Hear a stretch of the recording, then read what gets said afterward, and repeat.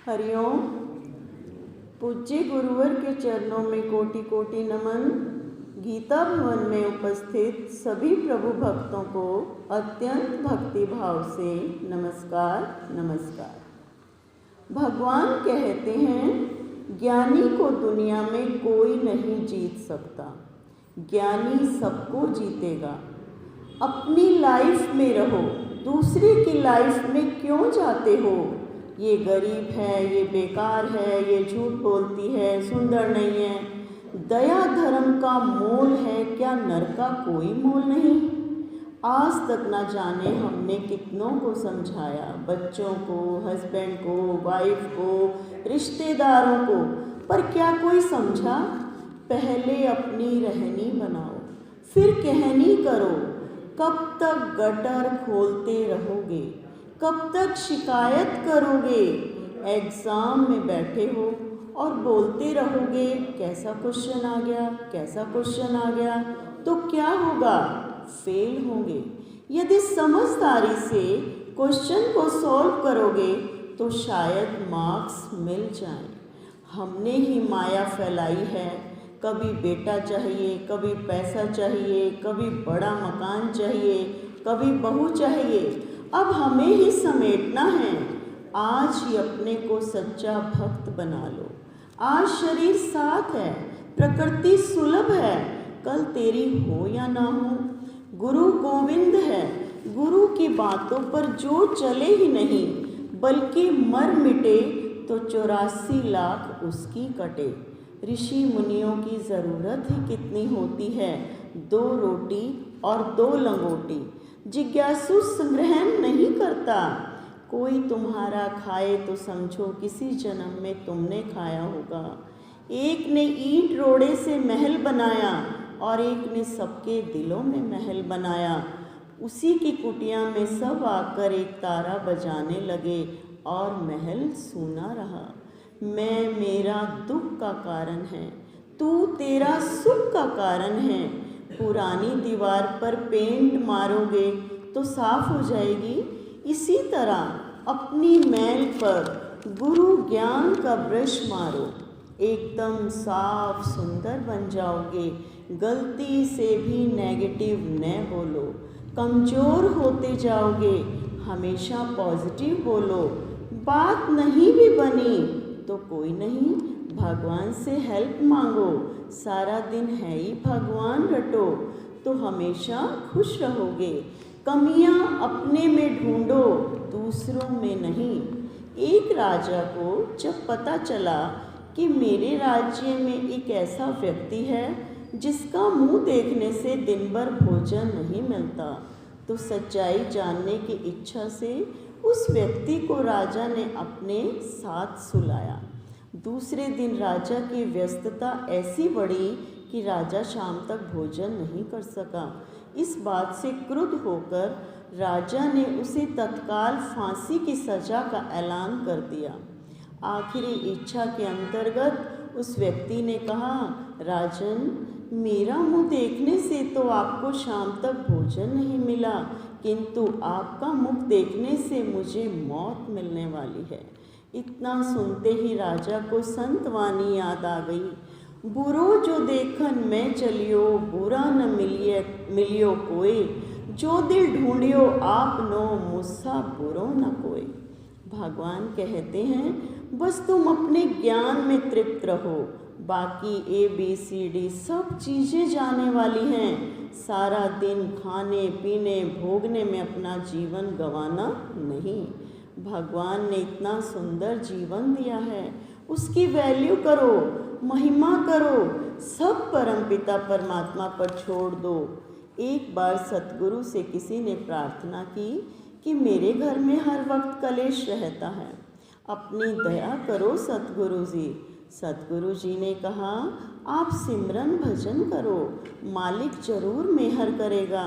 फिर किसी दूसरे ने अर्ज की, सतगुरु जी, घर पर सभी दुखी रहते हैं, कृपा करो सतगुरु जी। सतगुरु जी ने कहा कि आप सिमरन भजन करो, मालिक दया जरूर करेंगे। तीसरे ने कहा, सतगुरु जी, मेरे घर में बरकत नहीं टिकती, सतगुरु ने फरमाया कि आप सिमरन भजन करो, वो मालिक जरूर दया मेहर करेंगे। पास में खड़े सेवादार ने कहा कि सतगुरु सबके सवाल अलग थे, पर आपने सबको एक ही उत्तर दिया। तब सतगुरु जी ने बहुत प्यार और विनम्रता से समझाया कि हम दुखी तब होते हैं जब हम अपने पिता से दूर होते हैं, यानी भगवान से। जब तक हम अपने पिता को अपने दुख दर्द नहीं बताएंगे, तब तक वो पिता हमारे दुखों का निवारण कैसे करेंगे। सभी सत्संगों में समझाया जाता है कि सिमरन भजन करो तो वो मालिक हमारे स्वार्थ और परमार्थ दोनों संवारेगा। फिर भी हम सिमरन भजन को अहमियत नहीं देते, इसीलिए हम दुखों से घिर जाते हैं। जो व्यक्ति मन की मत पर चलता है वो अपने लिए मकड़ी का जाल बुनता है और उसमें ही फंस जाता है, और जो भजन सिमरन को अहमियत देता है वह कमल के फूल की तरह होता है, जिसकी जड़ें पानी में होती हैं लेकिन वह पानी में कभी नहीं डूबता। इसीलिए हमें भी अपने सिमरन भजन को हमेशा अहमियत देनी चाहिए। ज़िंदगी की डोर उस मालिक पर छोड़नी चाहिए, वो हमारी बेहतरी हमसे ज़्यादा जानते हैं। हमारी ज़िंदगी एक खुली किताब होनी चाहिए। मन को गुरु का डंडा दिखाओ, देखो कैसे भागता है। मन से लड़ो, उसे वोट ना दो। वोट नहीं दोगे तो मन रूपी नेता गिर जाएगा। मन नेता बनकर हम पे खड़ा है और उसे गिराना है। प्यार से गृहस्थ का हिसाब किताब पूरा करो। कोई हमारे यहाँ हलचल की प्रकृति से है, कोई शांत प्रकृति से आया है, सबका अपना नेचर है। तुमने ही माया रची, खिलौने मांगे, अब क्यों थकान आती है। अज्ञान से जो हमने उलझा लिया है वो ज्ञान से सुलझ जाएगा और ये खिलौने ही हमारे हेल्पर बन जाएंगे। हमें उनसे काम लेना आना चाहिए। गृहस्थ में हमारी अच्छी खासी तपस्या हो जाती है। बदली दृष्टि तो बदले नजारे। तंग करने वाले नहीं बदले, बल्कि हमारी दृष्टि बदल गई, हमारा चश्मा बदल गया। रोका टोकी बंद करो। गुरु किसी भी रिश्ते की कमी नहीं रहने देते, फिर क्यों दुनिया की तरफ लखाते हो। गुरु ज्ञान में इतनी ताकत है कि वो हमें खुटेला नहीं रहने देंगे। एक है प्रारब्ध का घर और एक है भगवान का घर। प्रारब्ध घर जो उलझा हुआ है उसे भगवान का घर समझेंगे तो प्रॉब्लम सॉल्व हो जाएगी। कोई महेश है, एक विष्णु है, एक हनुमान है, एक को लड्डू पसंद है, एक को माखन मिश्री पसंद है। आत्मा ही परमात्मा है। हम भगवान की पूजा करते हैं ना, तो सभी में भगवान देखो। जे हमारा विश्वास दृढ़ है तो खेल बना ही पड़ा है। विश्वासी का बेड़ा पार। हे प्रभु तेरा शुक्र गुजारा मैं, न कल न परसों बस आज संवारा मैं। वृंदावन में एक संत के पास कुछ शिष्य रहते थे। उनमें से एक शिष्य मंद बुद्धि था।